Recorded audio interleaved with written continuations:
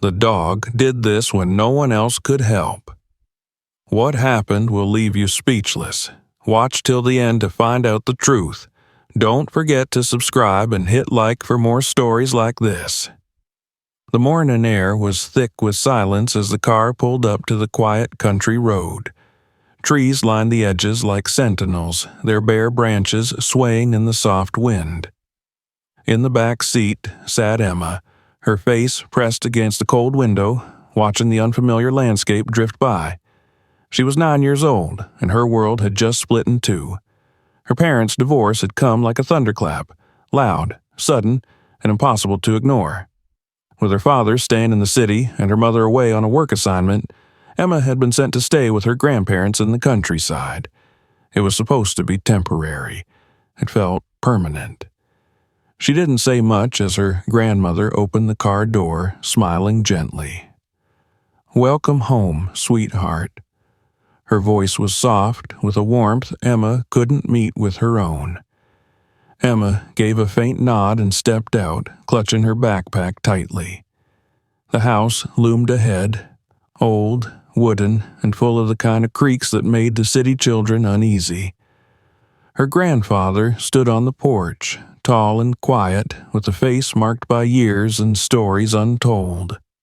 He didn't say much either, just offered a single nod of acknowledgement. The days that followed were quiet. Emma kept to herself, spending time in her small room with the creaky floorboards and pale green walls. Her grandparents tried their best. Her grandmother cooked warm meals and told her stories at night, stories about the countryside, about growing up among fields and forests. Her grandfather showed her how to use tools, fix things, and feed the chickens, but still, a silent weight lingered around Emma like a shadow she couldn't shake. One afternoon, wandering out farther than usual, Emma stumbled upon the old stables behind the barn. That's when she met Storm. The horse was a majestic creature with a dark coat that gleamed under the sun and eyes that seemed to understand things unspoken. He stood at a distance at first, watching her, his breath forming soft clouds in the cold air. Slowly, day by day, Emma began visiting him. Her grandfather noticed but said nothing, only nodded when she asked for old apples or carrots. Storm became her refuge. She would sit near the fence and talk to him about the city, her mom, her dad, the confusion that sat heavy in her chest. The horse listened, or at least it felt like he did. He would snort or stomp, tilt his head, or nudge her shoulder gently when she grew quiet. One morning, she dared to climb the fence and enter his pen. Storm didn't flinch. He stepped forward, lowering his head toward her, and in that moment, something shifted. Emma wrapped her arms around his thick neck and pressed her cheek to his warmth. It was the first time she had hugged anyone in weeks. Another unexpected friendship came in the form of Rusty, a golden retriever mix with a limp in his left leg and a heart full of energy. He belonged to the neighbor, but had taken a liking to Emma, showing up almost every day once he realized she'd share her sandwiches. Rusty followed her like a shadow, loyal and playful, his tail wagging even when she said nothing. The trio became inseparable: Emma, Storm, and Rusty. The bond was quiet, steady, and honest. She began to smile again, to laugh sometimes. The stables became her sanctuary, the place where the world outside couldn't reach her. One afternoon, her grandfather approached her as she brushed Storm's mane. He watched her silently for a while before speaking. "You've got away with him," he said, his voice raspy but kind. Emma looked up, surprised he'd spoken about it. She nodded. "He listens," she whispered. Her grandfather smiled faintly. "Horses know who needs them, and sometimes they need you right back." The weeks rolled on, the weather growing colder. Emma had begun sleeping better. The nightmares that once woke her in the city had faded, but her heart still carried pieces of the life she had left behind. Sometimes she wrote letters to her mother she never sent. Other times she imagined her father sitting next to her in the field, telling her everything would be okay. Neither ever came, but Rusty did, bounding through the grass with a stick in his mouth or curling up beside her under the tree. Her grandmother began noticing the change. Emma started helping in the kitchen, learning to bake pies and peel apples. She would talk now about the dog, the horse, the birds she saw from the window. The sadness hadn't vanished, but it no longer defined her. Then came the snow. It fell in thick, heavy flakes, covering the ground in silence. Emma raced out in boots and gloves, Rusty darting through the powder, his legs kicking up little clouds. Storm stood under the shelter of the stable roof, his coat dusted and white, and when Emma pressed her face into his shoulder, he was warm as ever. That night, Emma drew a picture of the three of them and pinned it to the wall beside her bed. Underneath she wrote, "My real family." But beneath the joy, something else stirred. A deep exhaustion had begun to settle into her bones. At first, she thought it was just the cold, or maybe the way her emotions had been tugged back and forth over the past months. She would grow dizzy at odd times, her limbs heavy. One morning, she nearly fell feeding Storm. Her grandfather caught her just in time, lifting her with a strength she hadn't realized he still had. "You all right?" he asked, worried. Emma nodded, not wanting to admit how strange her body felt. That evening, as the house sat in golden light and the scent of stew filled the kitchen, Emma quietly left her room to check on Storm and Rusty. The sky was painted with pink and lavender.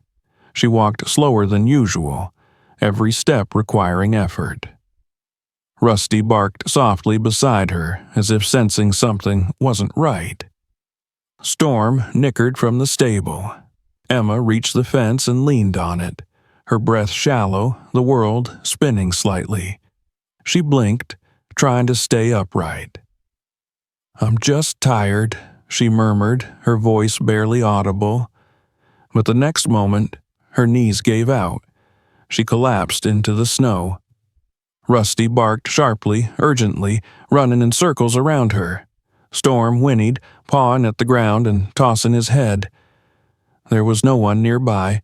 The fields were empty, the house too far. Emma's breaths were faint, her eyes fluttering. Rusty nudged her, licking her face, whining louder. Storm began to pace, his eyes fixed on her still form. As the sun dipped below the horizon, casting long shadows across the field, the animals stood guard. Rusty curled beside her, his body warm against the cold.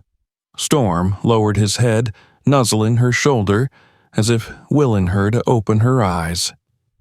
The night was falling fast, and still they waited.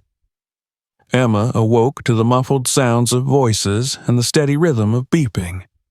Her eyelashes fluttered open slowly, revealing the dim glow of a hospital room. For a moment, she didn't know where she was or how she got there. The ceiling above her was unfamiliar, white and sterile, and the smell of disinfectant filled the air. She turned her head slightly and saw her grandmother seated nearby, her face etched with concern and fatigue. At her side, her grandfather stood silently, arms crossed, watching Emma with quiet intensity. When Emma moved, her grandmother quickly rose and leaned over, brushing her hand gently across Emma's forehead. "You're awake," she whispered, her voice trembling. "Thank God."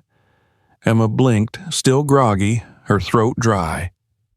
"What happened?" she asked, her voice barely more than a croak. Her grandmother exchanged a glance with her grandfather before answering. "You collapsed near the stable."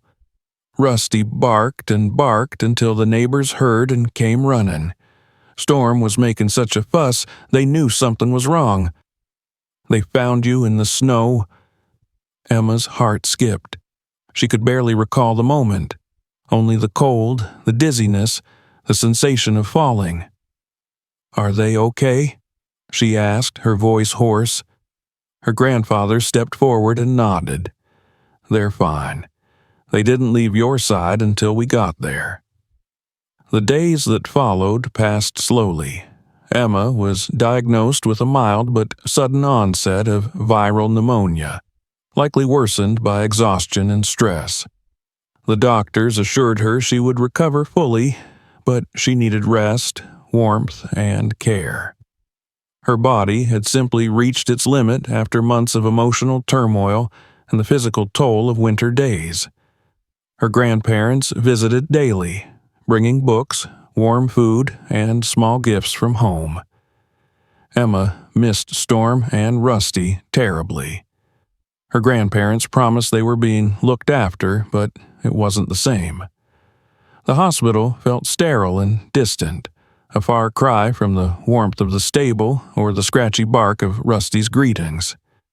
One afternoon, a nurse entered the room with a small package. "This came for you," she said with a smile. Emma opened it to find a drawing.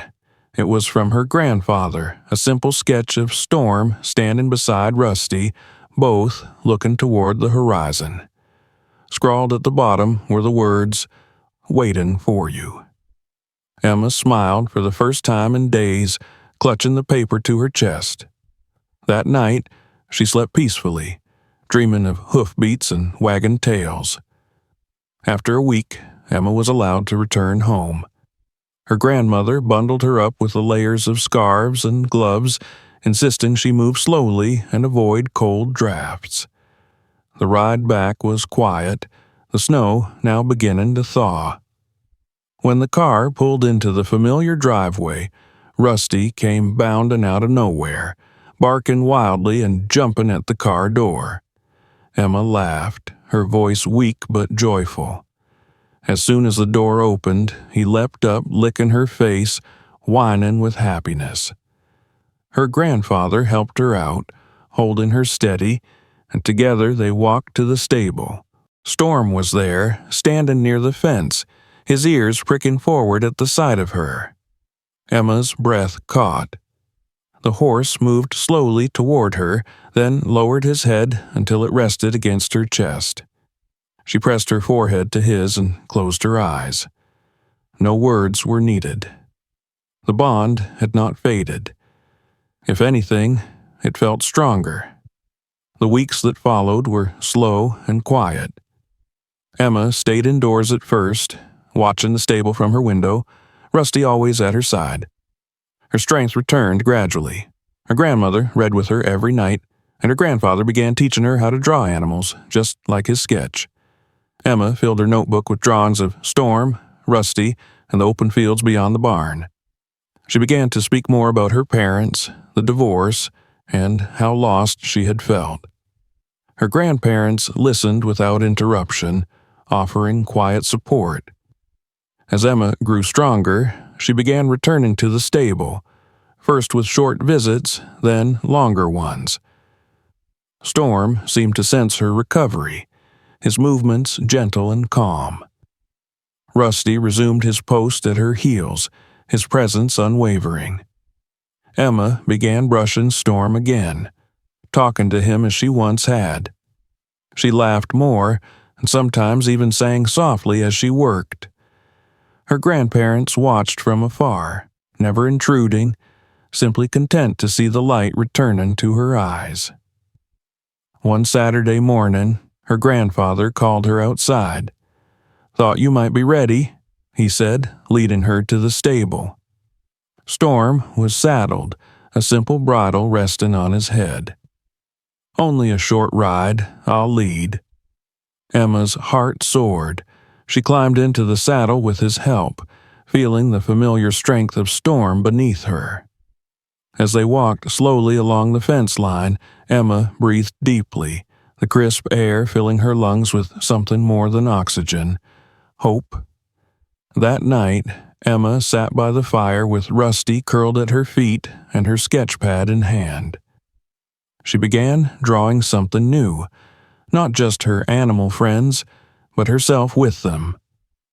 In the picture, she stood beside Storm, one hand resting on his neck, Rusty at her side, and the sun rising behind them. She titled it, Together. Her grandmother looked over her shoulder and smiled. "That's beautiful, sweetheart." Emma smiled back. "It's how I feel now." Despite her progress, the pain of the divorce still lingered. Letters from her mother arrived occasionally, but they felt distant. Her father called once a week, his voice uncertain, as if unsure how to connect, but Emma no longer felt like she was drifting. She had found anchors in unexpected places, in the steady strength of a horse, the loyalty of a dog, and the quiet love of two grandparents who had given her space to heal. As spring approached, the snow melted, revealing fresh grass and budding trees. Emma spent more time outdoors, sometimes walking for hours with Rusty or sitting by the fence watching the horses graze. One afternoon, while exploring a nearby field, she found a small wildflower blooming alone in the cold soil. She picked it carefully and brought it back to the stable, placing it in a jar by Storm's stall. "We're both getting stronger," she whispered. Her grandfather began building a small bench near the stable, and Emma helped him. It became her favorite spot, a place to sit with Rusty and sketch, to think, or simply to be. Life was still full of questions and unknowns, but she no longer felt helpless. She had weathered the storm, literally and figuratively, and found something strong and quiet within herself. By the time Easter arrived, Emma had nearly returned to full health. Her laughter came easier now, and her presence in the house brought warmth. Her grandparents included her in more chores and decisions, and she took pride in her responsibilities. The girl who had arrived broken and silent was gone.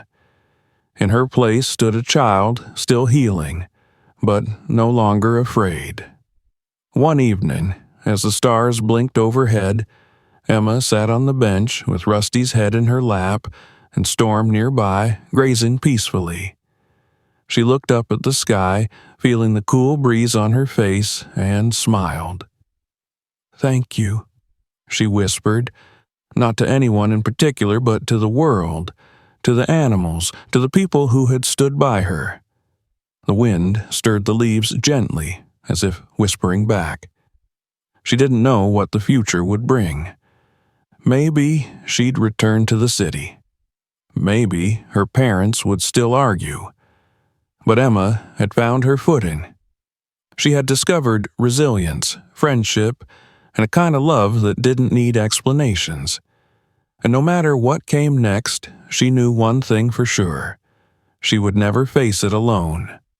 Emma stood in the warm morning light, watching Storm graze peacefully beside the paddock while Rusty sat at her feet, his ears perked and tail gently thumping against the wooden fence. Spring had arrived in full bloom. The air smelled of damp earth and wildflowers, and the fields beyond the barn were painted in soft greens and yellows. Birds chirped above as Emma leaned, her arms on the fence rail resting her chin atop them. Though she had regained her strength, there was still a quiet heaviness in her chest, a longing for something she couldn't quite name. The days were gentler now, filled with routine and warmth, but a shadow of sadness still lingered whenever she thought of her parents. She hadn't seen either of them in months. The letters continued to come from her mother, brief and apologetic, while her father's weekly calls had grown shorter and more awkward. It was clear that they were unsure how to reach her, and perhaps they didn't fully know how to reach each other anymore either. Despite the ache their absence caused, Emma had built something beautiful in their place. Her days had become a tapestry of quiet purpose. Each morning, she helped her grandfather clean the stalls and feed the horses. Storm had grown even more attentive to her, meeting her at the gate with soft whinnies, his eyes bright and trusting. Rusty was her shadow, following her through the fields, the house, and the barn with loyal devotion. She found that even in silence, she was never truly alone. Her connection with the animals grounded her in a way that words couldn't. She began keeping a journal, something her grandmother encouraged, and would write in it during the afternoons while sitting on the bench outside the stable. She wrote about the way Storm flicked his ears when the wind shifted, about how Rusty barked at clouds when they moved too fast, about the way she sometimes dreamed of galloping across endless fields, free and weightless. The act of writing brought her peace.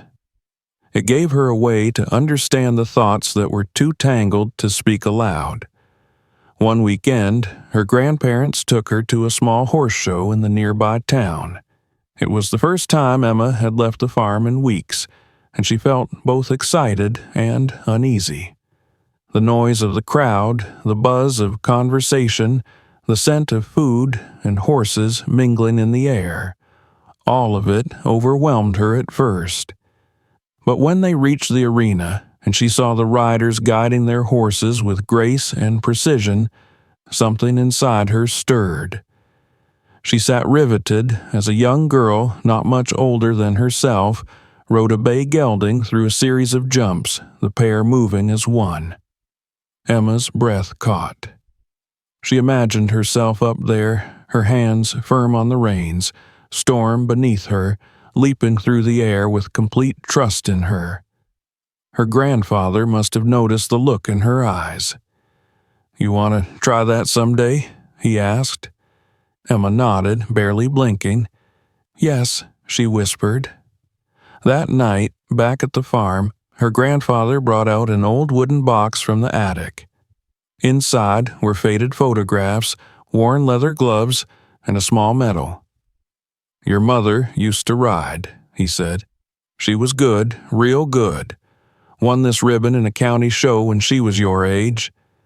Emma stared at the medal, her fingers brushing over its surface. It made her feel closer to her mom in a way no letter ever had. "Maybe," her grandfather said, "it runs in the family." From that moment, Emma began practicing more seriously. With her grandfather's guidance, she learned to ride bareback first, finding balance in Storm's steady gait. Then came the saddle, the reins, the commands. Storm was patient, responding to her cues with calm understanding. Rusty often trotted alongside them during training, barking encouragement or chasing after butterflies. Emma's confidence grew with every ride. The open fields that once felt endless now felt like a playground, a place where she could stretch her spirit. One afternoon, while riding near the creek, Emma spotted a group of deer watching from the trees. She halted Storm and simply watched. The deer didn't run. They stood still, their eyes meeting hers, unafraid. In that moment, Emma felt completely in tune with the world.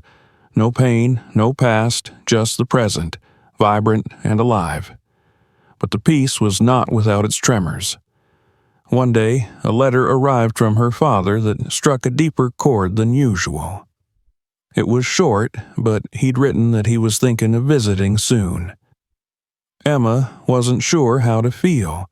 Part of her wanted to see him again, to feel his arms around her and hear him laugh like he used to. Another part recoiled, afraid that his presence might shake the delicate balance she had found.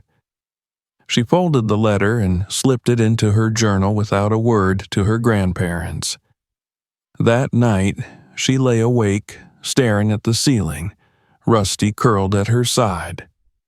She placed a hand on his back and felt the slow, steady rise and fall of his breathing. The tension in her chest remained. Days passed, and the trees began to blossom. Emma helped her grandmother plant herbs and flowers in the garden. She liked the way the soil felt in her hands, cool and grounding.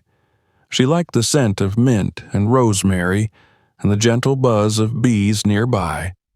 Her world had become quieter, but also more meaningful. Her drawings, once hesitant and rough, began to take shape, with confidence. She sketched Storm mid-gallop, Rusty barking at the wind, even her grandparents sitting side by side on the porch. She kept her favorite sketches pinned above her bed. One of them showed a young girl standing on a hill, arms open wide, the wind blowing her hair and animals at her feet. Beneath it, she had written in neat letters, "Where I Belong." Late one afternoon, as a storm began to gather in the distance, Emma led Storm into the stable and made sure he was safe. Rusty hovered close, uneasy from the distant thunder. Emma's grandparents were in town picking up supplies, and the sky was darkening fast. As she shut the last stall door, a sudden gust of wind swept through the barn, slamming the outer gate open with a loud crack. Rusty barked and darted toward the noise. Emma followed, heart pounding. Outside, the wind had picked up, and rain began to fall in cold, sharp drops. She called for Rusty, who had run toward the lower pasture. She could see him barking at something, circling, tail rigid. Fear gripped her. She ran to him, slipping in the wet grass, heart racing. When she reached him, she saw what he had found. A branch from the old oak had fallen across the fence, splintered and jagged. She quickly pulled Rusty away, checking him for injuries. He was fine, but the rain was getting heavier, and she knew they had to get back quickly. They began to run uphill toward the barn, but halfway there, Emma stumbled. A sharp pain shot up her leg. She had twisted her ankle. She cried out, falling to her knees in the mud. Rusty immediately returned to her side, whining and licking her face. The world spun slightly as she tried to stand but couldn't. The cold seeped into her, mixing with panic. Storm's whinny echoed in the distance. Emma could see the barn lights through the trees, but it felt miles away. Her breath came in shallow gasps. "Help," she whispered, unsure who she was calling to. Rusty barked and took off toward the stable, his form disappearing into the rain.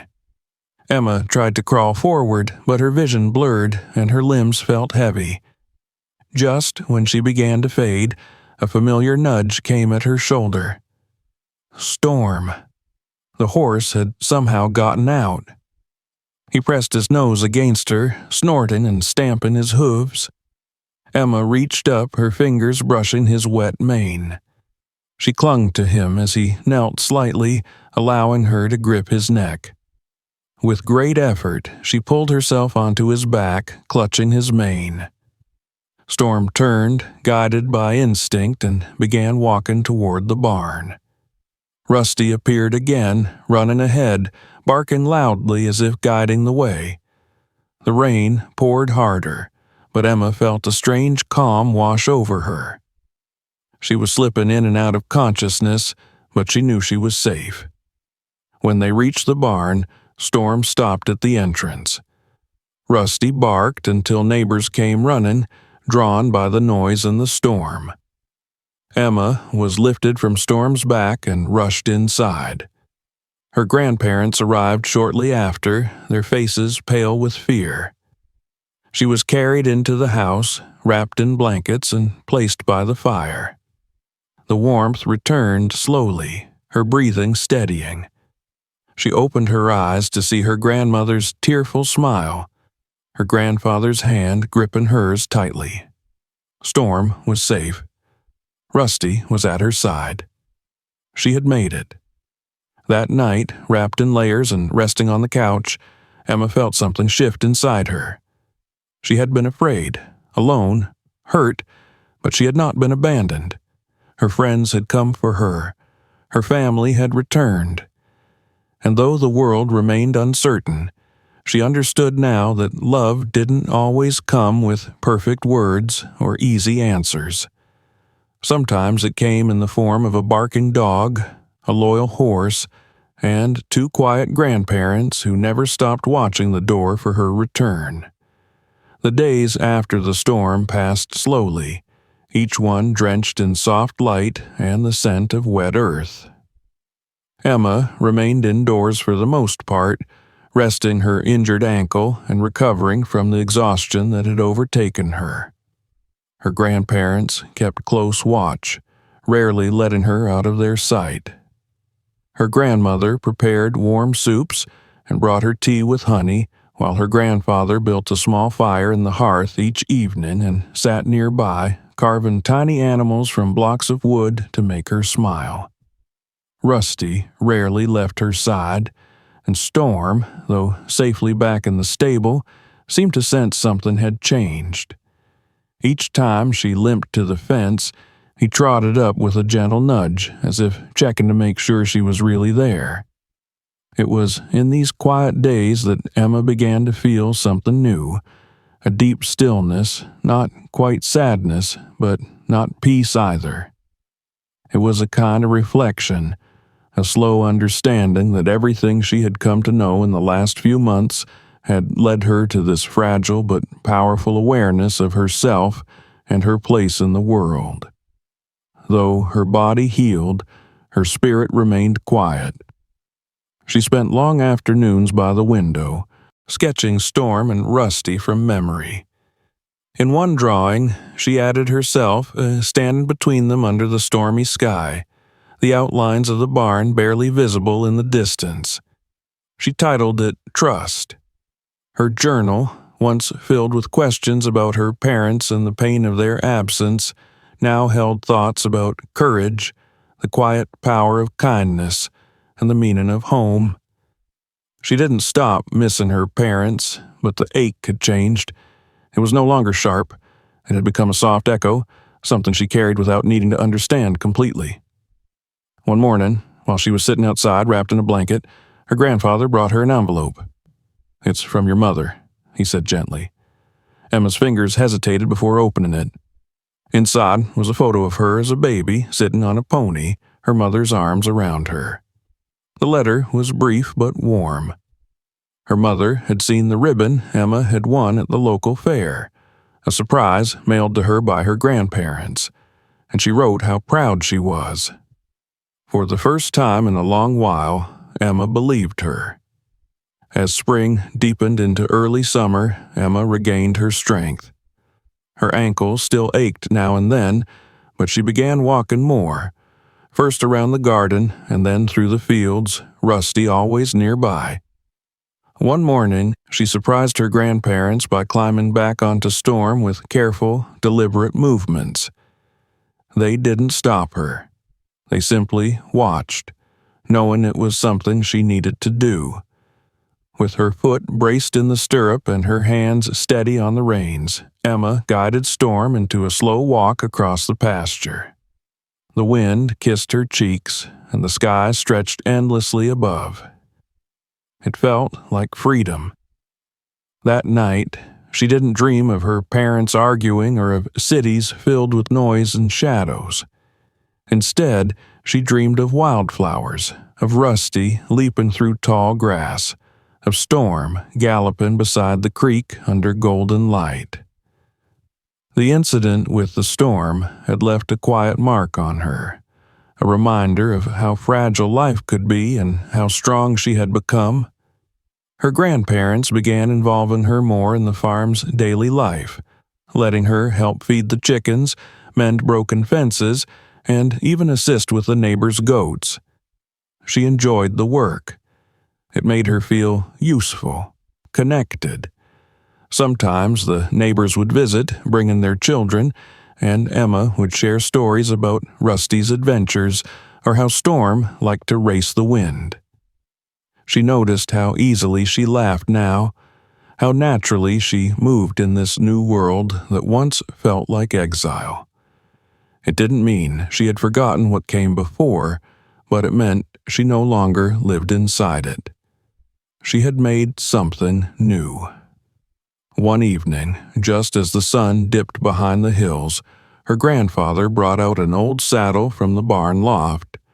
It had belonged to her mother.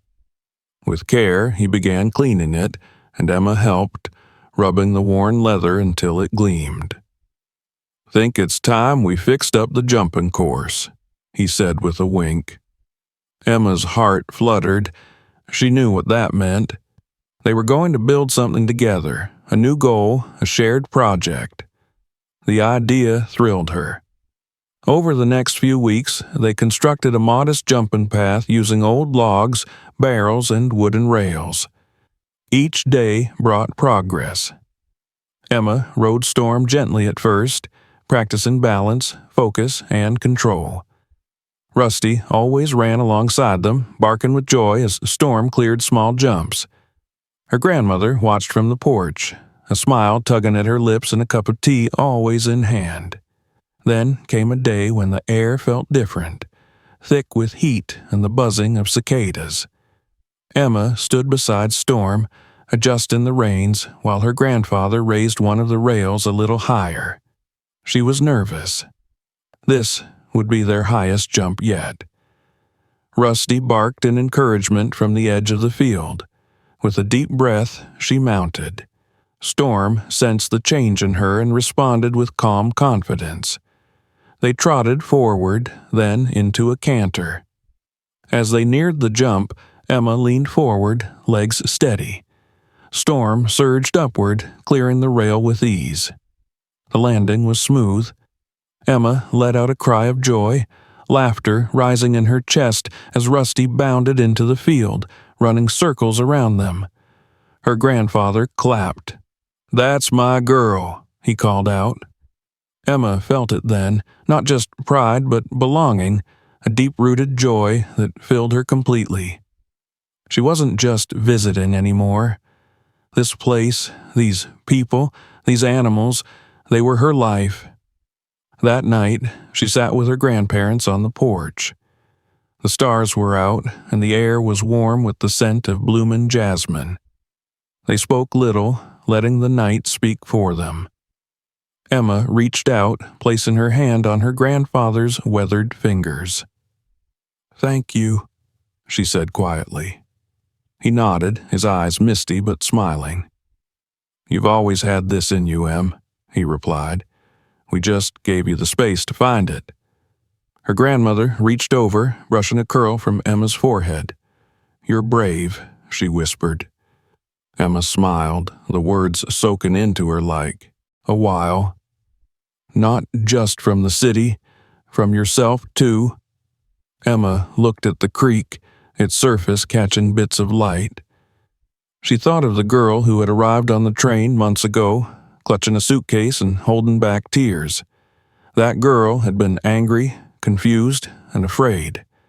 Now, though she didn't feel entirely whole, she felt rooted. She was no longer floating between what was and what might be. She was here, real, growing.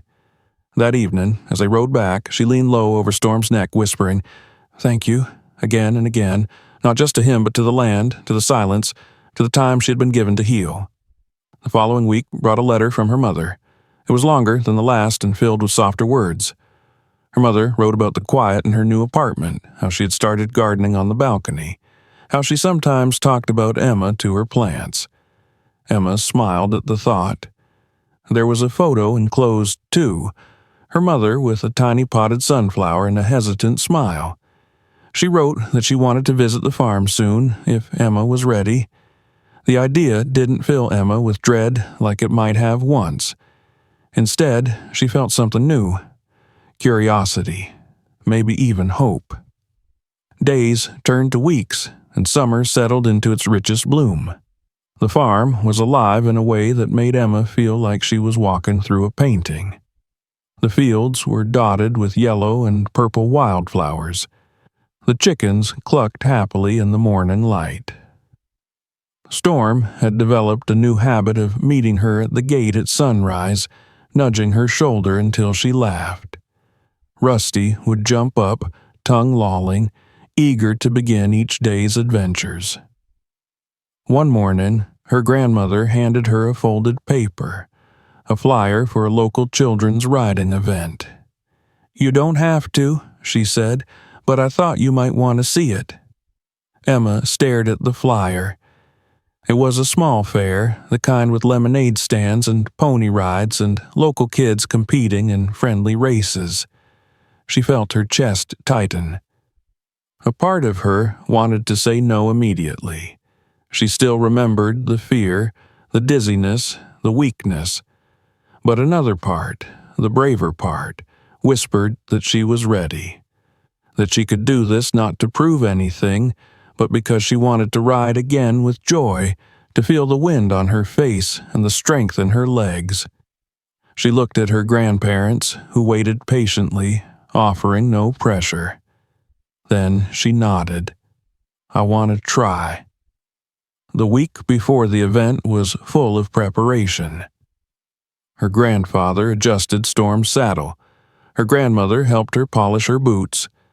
Emma practiced every morning, guiding Storm around tighter turns, over small jumps, through patterns marked with cones. Rusty followed faithfully, sometimes barking encouragement, sometimes just laying in the grass, tail wagging. Her grandparents cheered her on, their pride quiet but shining in their eyes. On the day of the event, they arrived early. The field was filled with colorful tents and kids laughing, horses snorting and stomping in the dirt. Emma felt her nerves rise as she saw the crowd, but Storm stood beside her, solid and calm. Rusty trotted at her heel. She took a deep breath and mounted. As the race began, she focused only on the sound of hooves, the path ahead, the steady beat of Storm's stride.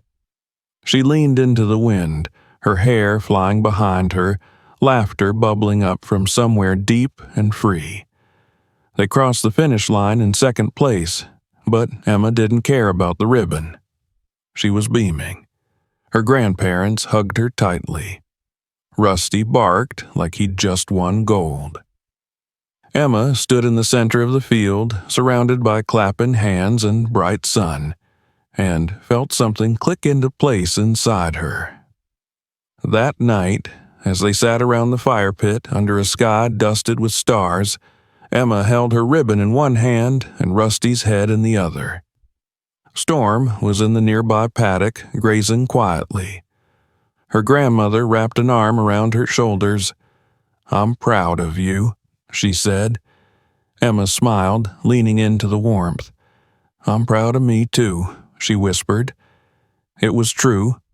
Not just for the race, but for every step she'd taken since that first day on the train.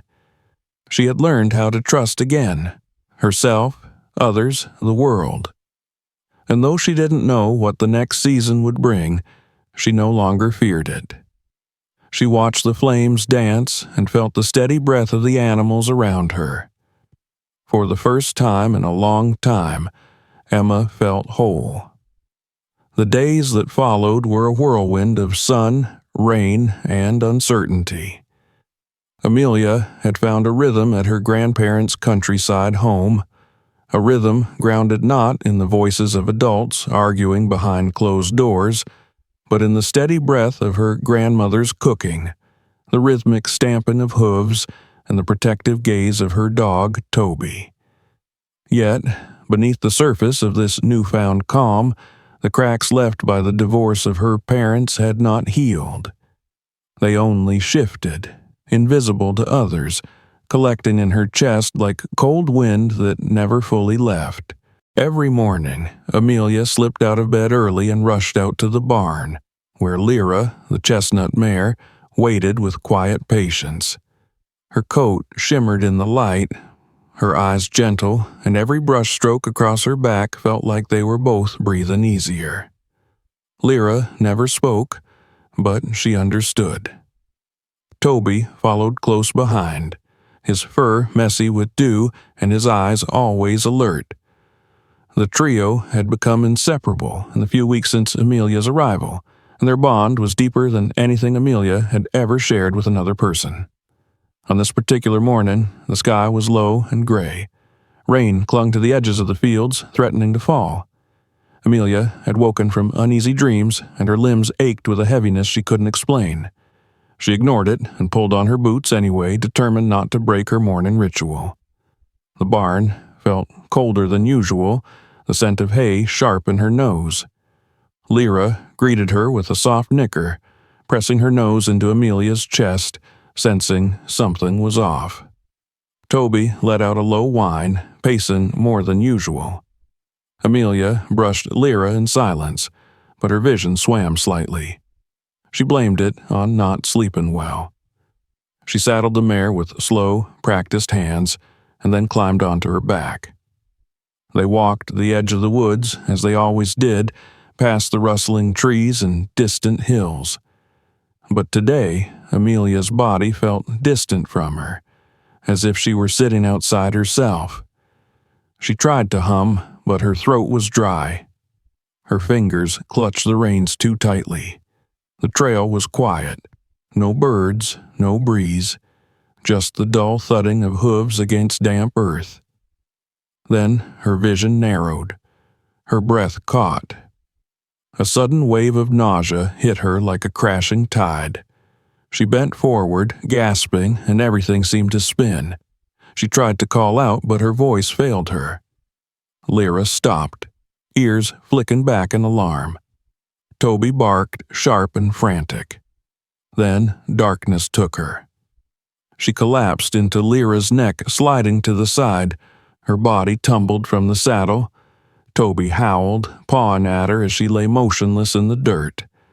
Lyra circled back, nudging her with her nose, frantic. The two animals hovered, watching, waiting, as if their loyalty could will her awake. There was no one on the trail.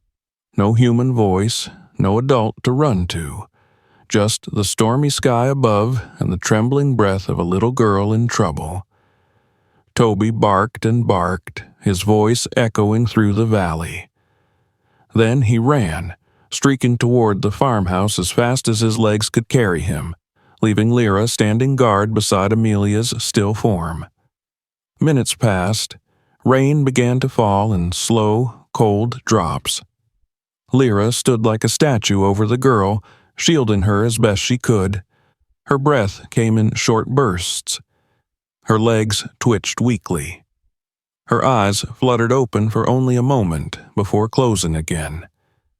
Back at the house, Toby scratched at the door furiously until Amelia's grandfather opened it. One look at the soaked, panting dog was enough. He grabbed his coat, called to his wife, and ran out with Toby leading the way. When they found her, Amelia was pale, barely conscious, curled in the mud beside the trail with Lyra refusing to budge an inch from her side. They brought her home, wrapped her in blankets, and called the local doctor. She had a fever, high and dangerous, and it was clear that something had been building in her body for days. The doctor said it could have been an infection, maybe stress, maybe both. Her body had simply shut down. That night, as she drifted in and out of sleep, Amelia felt Lyra's breath on her skin and Toby's head resting on her hand. They hadn't left her side. Even in the silence of her illness, she felt protected, cared for, not alone. When she woke the next morning, weak but stable, her grandmother was there. Her grandfather too, but so were Lyra and Toby, visible through the open window, waiting in the pasture and by the porch. Amelia reached out a shaky hand, whispering their names. And in that whisper, she realized something had shifted again. Not broken this time, but repaired. The fear that had clung to her chest had retreated. In its place was something softer, deeper. A love she could trust. She had nearly slipped away, but her friends had brought her back. Not with words, not with hands, but with presence. And for the first time since the divorce, Amelia no longer felt caught between two fractured worlds. She felt safe, whole, and found. The weeks that followed Amelia's collapse were filled with a slow, careful recovery that brought both change and quiet clarity. Her body remained weak for days, her limbs heavy and her breath shallow, but the fever faded, and her strength began to return in the small, hard-won steps. Her grandmother prepared warm broths and herbal teas, always sitting quietly by her side, while her grandfather told soft-spoken stories in the evenings to keep her mind occupied. But no presence comforted her more than Lyra's occasional whinny echoing through the window, or Toby's warm body curled at her feet like a living guardian. They had stayed with her through the worst. Even now, they never strayed far. With each passing day, Amelia took a few more steps. First to the porch, wrapped in a thick blanket, then to the garden path where the breeze greeted her gently. The air smelled like rain and warm earth. The countryside no longer felt foreign. It felt like a part of her, as if she had roots here now. It was not the life she had known in the city, not the loud halls or rushed school mornings, or the icy silence of her parents' arguments. This life was softer, steadier, more honest. She no longer woke with a tight knot in her chest. Instead, she rose to birdsong and the low rustle of leaves, and her first thought was whether Lyra would be waiting by the fence. By the end of the third week, Amelia was well enough to walk with her grandfather down to the barn. Her legs wobbled at first, but Lyra nickered when she appeared, tossing her head as if in joy. Toby barked excitedly, running in circles. Amelia laughed, weak but real, and reached out to stroke Lyra's face.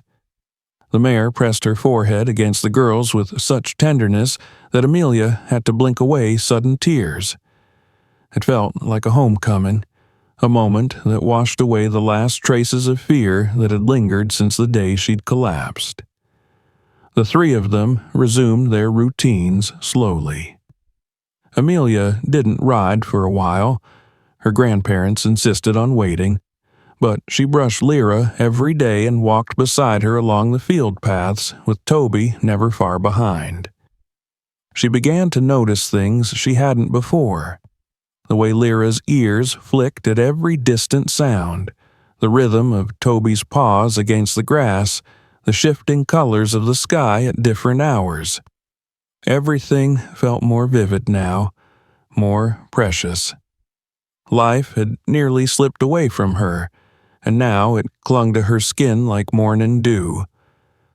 One afternoon, her grandfather stood beside her at the edge of the field and asked if she wanted to talk about what had happened.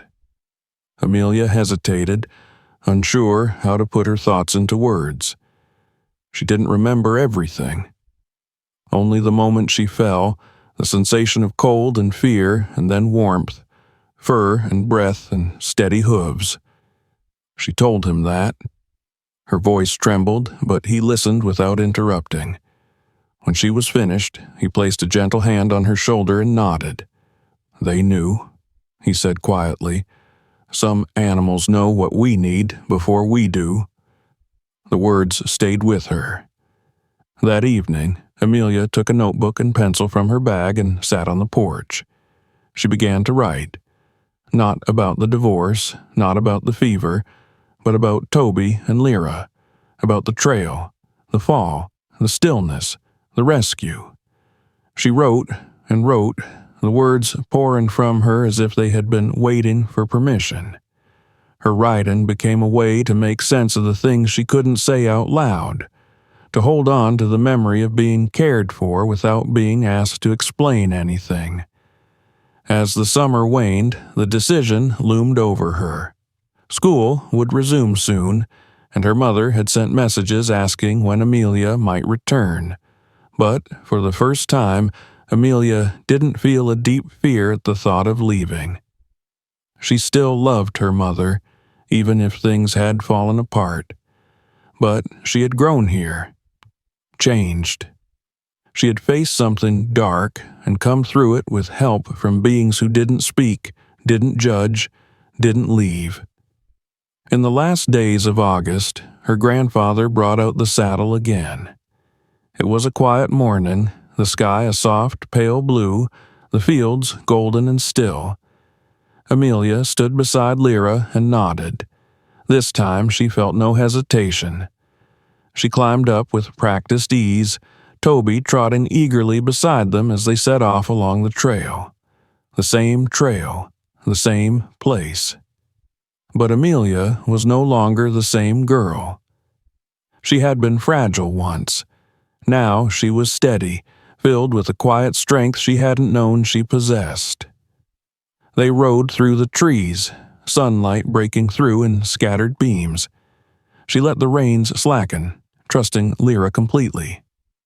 Toby ran ahead and then circled back, tail high and ears alert. For the first time since the divorce, since leaving everything behind, Amelia didn't feel broken. She felt found. Not by her parents or her teachers or even herself, but by this land, this mare, this dog who had stood watch over her when no one else could. When they returned to the barn, her grandmother was waiting with a small smile. "You're stronger now," she said simply. Amelia nodded. She was. That night, she wrote the final page of her story and left it by the window. In the morning, the wind had turned it, the paper fluttering against the glass. She picked it up and held it to her chest. Amelia didn't know what the future would bring, whether her parents would ever understand the girl she had become. But she no longer feared that. She had Lyra, she had Toby, she had herself, and that would always be enough. This story touched the heart. If it moved you too, give it a like and subscribe.